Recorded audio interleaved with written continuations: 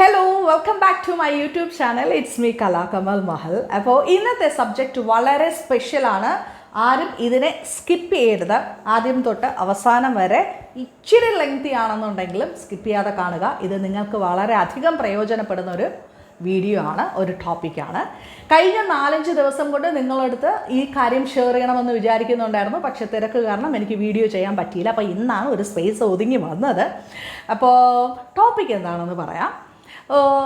ഈ വർഷം ഏപ്രിൽ മാസം, അതായത് 2024 ഏപ്രിൽ മന്തിൽ എനിക്ക് ഫിസിക്കലി കുറച്ച് ടയേർഡും കാര്യങ്ങളൊക്കെ ഉണ്ടായിരുന്നു. കാര്യം ബോധ്യം എന്ന് പറയുന്ന പ്ലാറ്റ്ഫോം സ്റ്റാർട്ട് ചെയ്തതിന് ശേഷം യാത്രകളും ഒക്കെ കുറേ കാര്യങ്ങളുമായിട്ടൊക്കെ തിരക്കൊക്കെ ഉണ്ടായിരുന്നത് കൊണ്ടും കുറച്ച് സെൽഫായിട്ടുള്ള കുറച്ച് കാര്യങ്ങൾ ഇംപ്ലിമെൻറ്റ് ചെയ്യേണ്ടതായിട്ടുള്ളത് കൊണ്ടും ഞാൻ കുറച്ചധികം സ്ട്രെയിൻ എടുത്തു. അപ്പോൾ സ്ട്രെയിൻ എടുക്കുമ്പോൾ യാത്രകളൊക്കെ ഒരുപാട് ചെയ്യുമ്പോഴത്തേനും അറിയായിരിക്കുമല്ലോ, നമ്മൾ ഓട്ടോമാറ്റിക്കലി നമ്മൾ ടയേർഡാവും. അപ്പോൾ ഈ ക്ഷീണം ഇങ്ങനെ റെഗുലറായിട്ട് നിന്നപ്പോൾ ഒരു കൺഫ്യൂഷൻ, എന്തിനായിരിക്കും ഈ ക്ഷീണം? ഓക്കെ, പോയി ചെന്ന് ബ്ലഡൊക്കെ ചെക്കപ്പ് ചെയ്തു. അപ്പം ഷുഗർ BP അല്ലാന്നുണ്ടെങ്കിൽ കൊളസ്ട്രോളിൻ്റെ അങ്ങനത്തെ വേറെ വിഷയമൊന്നുമില്ല. അപ്പോൾ നമുക്ക് നോക്കാം, നമുക്ക് TSHൻ്റെ ലെവൽ കൂടെ നോക്കാമെന്ന് പറഞ്ഞിട്ട് ഓക്കെ, TSHൻ്റെ ലെവൽ നോക്കിയപ്പോഴത്തേനും 2024 ഏപ്രിലിൽ എനിക്ക് TSHൻ്റെ ലെവൽ 19.800 ആയിരുന്നു. അപ്പം നിങ്ങൾ ചോദിക്കുമായിരിക്കും, ഇതെന്താ ഇത്ര വലിയ വെയിറ്റോട് കൂടി പറയുന്നത്? എന്താ TSH ഒക്കെ ഇച്ചിരി കൂടി ഇരിക്കുമല്ലേ, എന്തിനാ നമുക്ക് ഇച്ചിരി വെയിറ്റ് ഇട്ടൂടെ? ആക്ച്വലി ഒരാൾക്ക് 4 പോയിൻറ്റേ വരാവുള്ളൂ. ഇനി എനിക്ക് തോന്നുന്നു ആ 4 പോയിൻ്റ് എന്ന് പറയുന്നത് സ്ത്രീകളുടെ കാര്യത്തിലാണ്. പുരുഷന്മാരുടെ കാര്യത്തിലും സ്ത്രീകളുടെ കാര്യത്തിലും അതിനകത്ത് ചില അങ്ങോട്ടും ഇങ്ങോട്ടും ചെറിയ ചേഞ്ചസ് വരാൻ തോന്നും. പക്ഷേ സ്ത്രീകളിൽ TSHൻ്റെ ലെവൽ ഒരാളിൽ നോർമൽ എന്ന് പറയുന്നത് 4 ആണ്, മാക്സിമം 4 വരാവൂ. പക്ഷേ എൻ്റെ കാര്യത്തിൽ 19 ആയിരുന്നു. അപ്പോൾ എനിക്ക് കുറേ ആൾക്കാർ എന്നോട് പറഞ്ഞു, എടാ താനൊരു കാര്യം അലോപ്പതി കഴിക്ക്, കാര്യം ഇത്രയും ഓട്ടം ഉണ്ട്, കാര്യം ഒരുപാട് റെസ്പോൺസിബിലിറ്റീസ് ഏറ്റെടുത്ത് വെച്ചിട്ടുണ്ട്, അതുകൊണ്ട് അലോപ്പതി കൂടെ കഴിച്ചിരുന്നാൽ മാത്രമേ ഇതിന് എത്രയും വേഗം ഒരു റിസൾട്ട് കിട്ടത്തുള്ളൂ. പക്ഷേ വേറെ 1-2 പേര് പറഞ്ഞു, വേണ്ട, അലോപ്പതി വേണ്ട, എന്താണ് നമ്മുടെ ഹോമിയോ തന്നെ എടുത്തോളൂ, കുറച്ച് ലാഗ് വരുമെന്നല്ലേ ഉള്ളൂ, കറക്റ്റായിട്ട് വളരെ കറക്റ്റായിട്ട് മെഡിസിനും കാര്യങ്ങളും റെഗുലറായിട്ട് എടുത്താൽ മതി, കുറച്ച് ഡിലേ വന്നിരുന്നാലും കുഴപ്പമില്ല, വേറെ സൈഡ് എഫക്റ്റ് ഒന്നും വരത്തില്ല. അപ്പോൾ പിന്നെ നമ്മളിങ്ങനെ ഹിങ്കി പിങ്കി പോങ്കി ഒക്കെ നോക്കിയപ്പോഴത്തേനും മനസ്സിലാവും, ഓക്കെ നമുക്ക് ഹോമിയോ തന്നെയാണ് പറ്റിയത്. കാര്യം ഹോമിയോ ആകുമ്പോഴത്തേനും മധുരത്തോടെ കഴിക്കാവേ, മറ്റേതാകുമ്പോഴത്തേനും അറിയത്തില്ലല്ലോ. അങ്ങനെ ഹോമിയോ ഡോക്ടറിനെ പോയി ചെന്ന് കണ്ടു. ഭയങ്കര ഭാഗ്യമെന്ന് പറയട്ടെ, ദൈവത്തിൻ്റെ ഒരു കാരുണ്യം കൊണ്ട് എനിക്ക് കിട്ടിയ ഡോക്ടർ വളരെ ബെസ്റ്റായിരുന്നു. എന്നെ വളരെ നന്നായിട്ട് മനസ്സിലാക്കുന്ന, നല്ലൊരു കണക്ഷൻ കൊണ്ടുപോകാൻ പറ്റുന്ന രീതിയിൽ എന്നെ മെൻ്റലിയും അതുപോലെ തന്നെ ഞാൻ ചെയ്യുന്ന വർക്കിനെ കുറിച്ചിട്ട് പുള്ളിക്കാരിക്ക് അറിയാം. അതുപോലെ തന്നെ ഞാൻ എന്തൊക്കെ എഫേർട്ടാണ് ഇടുന്നത്, എൻ്റെ ഡ്രീം എന്താണ്, ഇതെല്ലാം അറിയാമെന്നുള്ളത് കൊണ്ട് ഒരു സാധാരണ വ്യക്തിയെ പരിഗണിക്കുന്നത് പോലെയാണ് എങ്കിൽ പോലെയും, പക്ഷെ കുറച്ചുകൂടെ ഞാൻ നിൽക്കുന്ന സ്റ്റാൻഡ് അനുസരിച്ചിട്ട് ഡോക്ടർ എന്നെ ട്രീറ്റ് ചെയ്യാൻ തുടങ്ങി, എനിക്ക് ഉള്ള മെഡിസിൻ തരാൻ തുടങ്ങി. എനിക്ക് ഓരോ തവണ മെഡിസിൻ തരുമ്പോഴും എന്താണ് ഞാൻ എൻ്റെ ലൈഫിനകത്ത് ഓരോ ഡേയിലും ഞാൻ എന്തൊക്കെയാണ് ചെയ്യേണ്ടതെന്നുള്ള കൃത്യമായിട്ടുള്ള കാര്യങ്ങൾ ഡോക്ടർ തരുന്നുണ്ടായിരുന്നു. അപ്പോൾ ഈ വീഡിയോ എന്തിനാണ് ചെയ്യുന്നതെന്നല്ലേ. അപ്പം ഞാൻ ഈ ഒരു 4-5 ദിവസത്തിന് മുന്നേ എൻ്റെ TSH ഞാൻ പോയി ചെന്ന് ചെക്ക് ചെയ്തായിരുന്നു. അപ്പോൾ എൻ്റെ TSHൻ്റെ ലെവൽ 10 ആയിട്ടുണ്ട്. 10.80600 സംതിങ് എത്രയാണ്.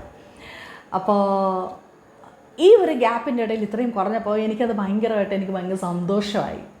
ഈ സന്തോഷം ഉണ്ടാക്കി ഈ കാര്യം നിങ്ങളുമായിട്ട് ഷെയർ ചെയ്യണമെന്ന് എനിക്ക് തോന്നിയതിൻ്റെ പിന്നിലുള്ള കാര്യം എന്താണെന്ന് പറയാം. കുറച്ച് കാര്യങ്ങൾ ഞാൻ ഫോളോ ചെയ്തു. ഈ കാര്യം നിങ്ങളും ഫോളോ ചെയ്യുവാണെങ്കിൽ ഡെഫിനറ്റ്ലി ഫോളോ ചെയ്യുക. ഇൻ കേസ് നിങ്ങൾക്ക് തൈറോയിഡിൻ്റെ വേരിയേഷൻ ഉണ്ട് എന്നുണ്ടെങ്കിൽ മസ്റ്റായിട്ട് നിങ്ങൾ ഫോളോ ചെയ്തിരിക്കേണ്ട കാര്യങ്ങളെ എനിക്കുണ്ടായ ഒരു റിസൾട്ടിനെ ഞാൻ നിങ്ങളോട് ഷെയർ ചെയ്യുവാണ്. ഓക്കെ, അപ്പോൾ ഞാനിതിൻ്റെ ഫസ്റ്റ് പോയിന്റ് തൊട്ട് പറയാം. അതായത് ഞാൻ ഫോളോ ചെയ്ത കുറച്ച് സ്റ്റെപ്സ് ഉണ്ട്. ഫസ്റ്റ്, ഹാപ്പി ആയിട്ടിരിക്കുക. വെറുതെ ഫേസിൽ ഹാപ്പിനെസ് കൊണ്ടുവരുന്നതല്ല, ഹൃദയത്തിൻ്റെ അകത്ത് നിന്നിട്ട് തന്നെ ഹാപ്പി ആയിട്ടിരിക്കുക. അപ്പോൾ ഹാപ്പി ആയിട്ടിരിക്കാൻ എന്താ ചെയ്യേണ്ടതെന്ന് പറഞ്ഞാൽ, അനാവശ്യമായിട്ടുള്ള കാര്യങ്ങൾ സംസാരിക്കാൻ പോകാതിരിക്കുക. എപ്പോഴും നല്ല ക്രിയേറ്റീവായിട്ടുള്ള കാര്യങ്ങൾ ചിന്തിക്കുക. നല്ല നല്ല ബുക്സുകൾ വായിക്കുക. ആ ടൈമിൽ ഞാൻ കുറച്ച് നല്ല ബുക്സുകൾ വായിക്കാനായിട്ട് ഇടയായി. വളരെ ഇൻസ്പിറേഷണൽ മെസ്സേജസ് തരുന്ന കുറച്ച് നല്ല കാര്യങ്ങൾ വായിക്കാൻ തുടങ്ങി. ഞാൻ കാണുന്ന വീഡിയോസ് ആയിക്കോട്ടെ, എൻ്റെ ബോഡിക്കും എൻ്റെ മൈൻഡിനും എങ്ങനെ ഒരു റിലീഫ് ഉണ്ടാക്കാൻ പറ്റുന്ന തരത്തിലുള്ള വീഡിയോസും കാര്യങ്ങളും ഇൻഫർമേഷൻസും കളക്ട് ചെയ്യാൻ തുടങ്ങി. എൻ്റെ മൈൻഡ് എന്ത് തരത്തിലുള്ള ഇൻഫർമേഷൻസ് ആണോ കളക്ട് ചെയ്തത് അത്രയും ഫാസ്റ്റായിട്ട് എൻ്റെ ബോഡിക്കകത്ത് ഈ ഒരു എനർജി വളരെ നല്ല രീതിയിൽ പ്രവർത്തിക്കാനായിട്ട് സഹായിച്ചു. അതാണ് മെയിനായിട്ടുള്ള കാര്യം. രണ്ടാമത്തെ കാര്യമെന്ന് പറയുന്നത് ഈ തൊട്ട് അടുത്ത ദിവസത്തെക്കുറിച്ച്, അല്ലാന്നുണ്ടെങ്കിൽ നാളത്തെ ദിവസത്തെക്കുറിച്ച്, അല്ലാന്നുണ്ടെങ്കിൽ ഫ്യൂച്ചറിനെ കുറിച്ച് അധികം ആലോചിച്ച് വട്ടടിച്ച് നടക്കാതിരിക്കുക. ടെൻഷൻ കഴിവതും ഒഴിവാക്കുക. ചില വ്യക്തികളുണ്ട് നാളത്തെ ദിവസം അല്ലാന്നുണ്ടെങ്കിൽ തൊട്ട് അടുത്ത ദിവസത്തെക്കുറിച്ചിട്ട് ഓവറായിട്ട് ഇങ്ങനെ ചിന്തിക്കും, ഓവറായിട്ട് ചിന്തിക്കും. നാളെ എന്ത് ചെയ്യും, എൻ്റെ കുഞ്ഞിനെ കുറിച്ചിട്ട് എന്ത് ചെയ്യും, എൻ്റെ ഹസ്ബൻഡിനെ കുറിച്ചിട്ട് എന്ത് ചെയ്യും, ആവശ്യമില്ലാണ്ട് ഇങ്ങനെ തൊട്ട് അടുത്ത ദിവസത്തെക്കുറിച്ചിട്ട് ചിന്തിച്ച് ഇങ്ങനെ ഇത് കൂട്ടാനായിട്ടുള്ള സാധ്യതയുണ്ട്. പക്ഷെ അതങ്ങനെ ചെയ്യരുത്. നമുക്ക് എന്താണ് അന്നത്തെ ദിവസത്തിന് വേണ്ടത്, അന്നുള്ള കാര്യങ്ങൾ എന്തൊക്കെയാണ് വേണ്ടതെന്ന് ഈ യൂണിവേഴ്സിനറിയാം. യൂണിവേഴ്സ് കറക്റ്റ് ടൈമിൽ നമുക്ക് വേണ്ടിയിട്ട് അത് പ്രൊഡ്യൂസ് ചെയ്യും. നമ്മളൊന്ന് അലേർട്ടായിട്ടിരിക്കണം എന്ന് പറഞ്ഞിട്ട് അലേർട്ടായിട്ടിരിക്കുക എന്ന് പറയുന്നതിൻ്റെ അർത്ഥം നാളത്തേനെ കുറിച്ചിട്ട് ഓവറായിട്ട് ചിന്തിക്കാനായിട്ടുള്ളതല്ല. ഇപ്പോൾ എന്നെ സംബന്ധിച്ച് ഞാൻ പറയുന്നത്, ഞാനൊരു ട്രെയിനറാണ്. അപ്പം എനിക്ക് എവിടെയെങ്കിലും ഒരു ട്രെയിനിങ് കൊടുക്കാൻ പോകണമെന്നുണ്ടെങ്കിൽ ഞാൻ എന്ത് കൊടുക്കും, ഏത് കൊടുക്കും, എത്ര പേരുണ്ടായിരിക്കും, എങ്ങനെയായിരിക്കും അവരെ ബിഹേവ് ചെയ്യുക, ഇതിനെക്കുറിച്ചിട്ട് നേരത്തെ ചിന്തിക്കുന്ന പതിവുണ്ടായിരുന്നു. പക്ഷെ അവിടെ ഞാൻ എൻ്റെ മൈൻഡിനെ ട്രെയിൻ ചെയ്യിക്കാൻ തുടങ്ങി.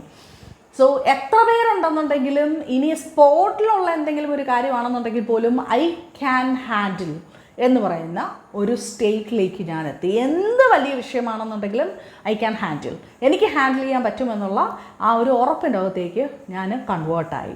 സോ അത് എന്നിലുണ്ടാക്കിയ മാറ്റം ചെറുതല്ല, വളരെ വലുതാണ്. സോ അതെന്ന് പറയുന്നത്, അപ്പം ആദ്യത്തെ പോയിന്റ് എന്ന് പറയുന്നത് എന്താണ്, പോസിറ്റീവായിട്ട് വളരെ ഹാപ്പി ആയിട്ടിരിക്കുക, പോസിറ്റീവായിട്ടുള്ള കാര്യങ്ങൾ ചിന്തിക്കുക. രണ്ടാമത്തെ കാര്യമെന്ന് പറയുന്നത് നാളത്തെക്കുറിച്ച് ആദ്യം എടുത്ത് ചിന്തിക്കാതിരിക്കുക. മൂന്നാമത്തെ കാര്യമെന്ന് പറയുന്നത്, എനിക്കിച്ചിരി മടിയുള്ള കാര്യമായിരുന്നു, പക്ഷേ കുറേശ്ശെ ഞാൻ ചെയ്യുന്നുണ്ടായിരുന്നു എക്സസൈസ്. വളരെ ഇമ്പോർട്ടൻ്റ് ആണ്. വളരെ കുറച്ച് ടൈം മാത്രമേ ഞാൻ ചെയ്യത്തുള്ളൂ. ഒരു 15 to 20 മിനിറ്റ്സ് മാത്രമേ ഞാൻ ചെയ്യാറുള്ളൂ. ഭയങ്കര മടിയാണ് എക്സസൈസ് ചെയ്യാൻ. അപ്പം നടക്കുന്നതൊക്കെ ഇച്ചിരി കുറവാണെന്നുണ്ടെങ്കിലും early morning early morning means ഞാൻ എപ്പോഴാണോ എണീക്കുന്നത് അതാണ് എൻ്റെ ഏർലി മോർണിംഗ്. ഓക്കെ, അപ്പം ഞാൻ എൻ്റെ ബോഡിക്ക് ഞാനൊരു 15 to 20 മിനിറ്റ്സ് എന്തെങ്കിലും ഒരു ചെറിയ ഒരു മൂമെൻറ്റ്സ് ഞാൻ കൊടുക്കും. നാലാമത്തെ കാര്യമെന്ന് പറയുന്നത്, ഉറക്കം എണീറ്റ് കഴിയുമ്പോൾ ഞാൻ എൻ്റെ ബോഡീനെ ഞാൻ ബ്ലെസ് ചെയ്യും, എൻ്റെ മൈൻഡിനെ ഞാൻ പോസിറ്റീവായിട്ട് ബ്ലെസ് ചെയ്യും. അത് എവിടെ നിന്നിട്ടാണോ ആ ഒരു സൂര്യപ്രകാശം വരുന്നത്, കിഴക്ക് വശത്ത് നിന്നിട്ടാണല്ലോ സാധാരണ രാവിലെ സൂര്യപ്രകാശം വരുന്നത്. അപ്പം ആ ഒരു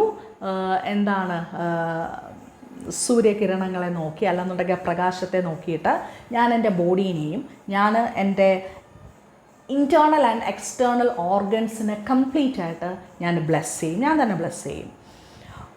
അടുത്ത പോയിൻ്റ് എന്ന് പറയുന്നത്, നമ്മൾ കിടന്നിട്ട് നമ്മൾ രാവിലെ എണീക്കുമല്ലോ, എണീറ്റിട്ട് കാലെടുത്ത് നിലത്ത് വെക്കുമ്പോൾ അതിനെ ഞാൻ താങ്ക്സ് പറയും. ആ ഒരു ഗ്രാറ്റിറ്റ്യൂഡ് കൊടുത്തതിന് ശേഷം അതും ബ്ലെസ് ചെയ്യും. ഓക്കെ, അപ്പോൾ കൂടുതൽ പോസിറ്റീവായിട്ടുള്ള കാര്യങ്ങൾ പറയാൻ തുടങ്ങി, കൂടുതൽ ഞാൻ എന്നെ തന്നെ ബ്ലെസ് ചെയ്യാൻ തുടങ്ങി, കൂടുതൽ ഞാൻ എൻ്റെ ബോഡീനെ ഞാൻ തന്നെ ബ്ലെസ് ചെയ്യാൻ തുടങ്ങി. എങ്ങനെയാണ് ബ്ലെസ് ചെയ്യുന്നത് ചോദിച്ചു കഴിഞ്ഞാൽ, yes, you are blessed. Okay, you are blessed. എൻ്റെ ഇൻറ്റേർണൽ ആൻഡ് എക്സ്റ്റേർണൽ പാർട്സ് എല്ലാം വളരെ നോർമലായിട്ട്, അക്യുറേറ്റായിട്ട്, ആക്റ്റീവായിട്ടിരിക്കുന്നു. എവിടെയെങ്കിലും എൻ്റെ ഹോർമോൺസിനോ അല്ലാന്നുണ്ടെങ്കിൽ എവിടെയെങ്കിലും ഒന്ന് ഇംബാലൻസ്ഡ് ആയിട്ട് കിടക്കുകയാണെന്നുണ്ടെങ്കിൽ എല്ലാം നോർമലാകുന്നു. ഞാൻ വളരെ ഹെൽത്തിയാണ്. പോസിറ്റീവായിട്ട് അങ്ങനെ തന്നെയാണ് എന്നുള്ള രീതിയിൽ അങ്ങനത്തെ ഒരു സ്റ്റേറ്റ്മെൻറ്റ് ഞാൻ കൊടുക്കാൻ തുടങ്ങി. പിന്നെ വരുന്നതെന്ന് പറഞ്ഞാൽ മെഡിറ്റേഷൻ എല്ലാ ദിവസവും മസ്റ്റായിരുന്നു. മെഡിറ്റേഷൻ എന്ന് പറയുന്നത് വെറുതെ പോയി ചെന്നിരിക്കുന്നതല്ല, കറക്റ്റായിട്ട് അതൊരു ഗൈഡൻസിൻ്റെ അകത്ത് നിന്ന് തന്നെയാണ് ആ മെഡിറ്റേഷൻ കണ്ടിന്യൂ ചെയ്ത് കൊണ്ടുപോകേണ്ടത്. അതിൻ്റെ ക്രെഡിറ്റ് എൻ്റെ ഗുരുനാഥനാണ്. അദ്ദേഹത്തിൻ്റെ ഗൈഡൻസിനകത്ത് തന്നെ നിന്നുകൊണ്ട് ഞാൻ മെഡിറ്റേഷൻ നല്ല രീതിയിൽ പ്രാക്ടീസ് ചെയ്യാൻ തുടങ്ങി. അപ്പോൾ റെഗുലർ മെഡിറ്റേഷൻ മൈൻഡിനും ബോഡിക്കും വളരെ നല്ല രീതിയിൽ റിലാക്സ് ചെയ്യാൻ പറ്റുന്ന രീതിയിൽ നല്ല പ്രതിരോധ ശേഷി വർദ്ധിപ്പിച്ചെടുക്കുന്ന തരത്തിൽ മെഡിറ്റേഷൻ്റെ അകത്ത് ആ ഒരു ഇമ്പ്രൂവ്മെൻറ്റ് വരുത്തി തുടങ്ങി. പിന്നെ മെഡിസിൻ, കറക്റ്റായിട്ട് തരുന്ന മെഡിസിൻ ഇടയ്ക്കൊക്കെ സ്കിപ്പാവുമെന്നുണ്ടെങ്കിലും കഴിയുന്നത്ര മെഡിസിൻ അകത്തെടുക്കാൻ തുടങ്ങി. പക്ഷേ ആ മെഡിസിൻ എടുക്കുമ്പോൾ നമ്മൾ ശ്രദ്ധിക്കേണ്ട ഒരു കാര്യമുണ്ട്.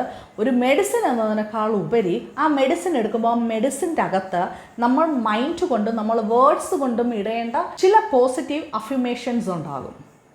നമ്മൾ വെറുതെ മെഡിസിൻ എടുത്ത് വിഴുങ്ങാണ്ട് ആ മെഡിസിൻ കയ്യിലെടുത്ത് വെച്ചിട്ട് ഇത് എൻ്റെ ബോഡീനെ ഏറ്റവും പെർഫെക്റ്റായിട്ട് ബാലൻസ് ചെയ്യാനായിട്ട് പോവുകയാണ് എന്ന് പറഞ്ഞ് അതിൻ്റെ ആ ഒരു ഉറപ്പിനകത്ത് നിന്നുകൊണ്ട് ഈ മെഡിസിൻ നമ്മൾ എടുക്കുകയാണെന്നുണ്ടെങ്കിൽ അതിന് ആ ഒരു എനർജി ഉണ്ട്. കാര്യം നമ്മുടെ വേർഡ്സ് എനർജിയാണ്, നമ്മുടെ തോട്ട്സ് എനർജിയാണ്.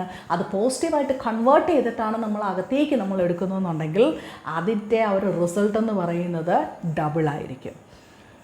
പിന്നെ ഏറ്റവും അധികം എന്നെ ഇൻഫ്ലുവൻസ് ചെയ്ത ഒരു സാധനം എന്താണെന്ന് ചോദിച്ചാൽ യാത്ര. ഞാൻ കുറച്ചധികം യാത്ര ചെയ്യാൻ വേണ്ടിയിട്ട് ഞാൻ പ്ലാൻ ചെയ്തു. ഞാൻ എന്നെ തന്നെ ഒരു യാത്രയ്ക്ക് വേണ്ടിയിട്ട് പ്രിപ്പയർ ചെയ്തു. അപ്പോൾ ചില പുതിയ പുതിയ സ്ഥലങ്ങൾ, പുതിയ പുതിയ യാത്രകൾ, പുതിയ പുതിയ കാഴ്ചകൾ, ഇതൊക്കെയും ഞാൻ എൻ്റെ ബോഡിക്കും ഞാൻ മൈൻഡിനും ഒരു ട്രീറ്റ്മെൻറ്റായിട്ട് ഞാൻ കൊടുക്കുമായിരുന്നു. നമ്മുടെ ബോഡി എന്ന് പറയുന്നത് പഞ്ചഭൂതങ്ങൾ കൊണ്ട് ക്രിയേറ്റഡാണ്.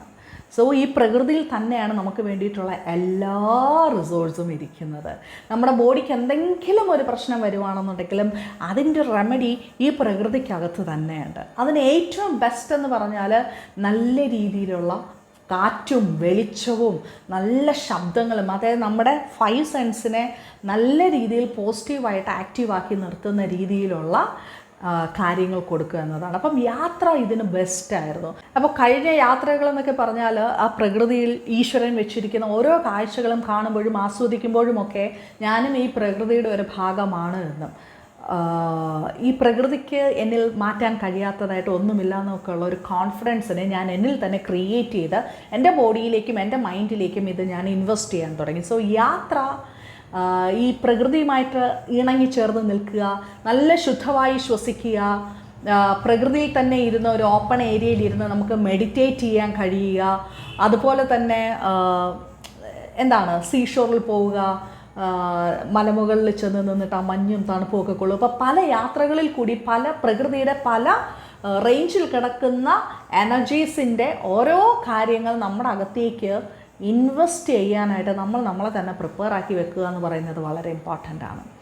കാര്യം ഞാൻ നേരത്തെ പറഞ്ഞതുപോലെ പഞ്ചഭൂതങ്ങളാൽ നിർമ്മിക്കപ്പെട്ടതാണ് നമ്മുടെ ബോഡി. അതുകൊണ്ട് എൻ്റെ റെമഡീസ് കംപ്ലീറ്റ് എവിടെയുണ്ട്? ഈ പ്രകൃതിക്കകത്ത് തന്നെയുണ്ട്. സോ ഇത്രയും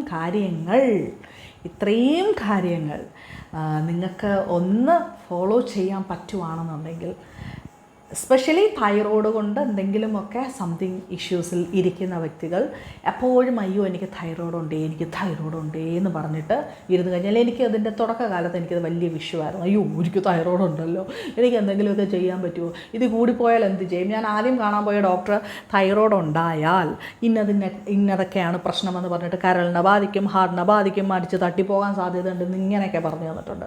പക്ഷേ ഒരു ജെന്യുവൻ ആയിട്ടുള്ള ഒരു ഡോക്ടറിനെ സംബന്ധിച്ചിടത്തോളം തട്ടിപ്പോകുന്ന സീരിയസ് കേസൊന്നും പറയത്തില്ല. ജെന്യുവൻ ആയിട്ടുള്ള ഡോക്ടർ മെൻ്റലി ആൻഡ് ഫിസിക്കലി നമുക്കിതിനെ എങ്ങനെ ഹാൻഡിൽ ചെയ്യാൻ പറ്റും, നമുക്ക് എങ്ങനെ നോർമലാക്കാം എന്നായിരിക്കും പറഞ്ഞു തരുന്നത്. അതും വളരെ പോസിറ്റീവായിട്ട്. നെഗറ്റീവായിട്ട് ഒരു വേർഡ്സ് പോലും അവർ യൂസ് ചെയ്തില്ല. ഒരു സമയത്തൊക്കെ ഞാനും ശ്രദ്ധിക്കാതെയും ഒക്കെ ഓടിയതിൻ്റെയൊക്കെ ഒരു ഫലമാകാം ഇത്. പക്ഷേ ഇപ്പോൾ ഞാൻ വളരെ ഹാപ്പിയാണ്.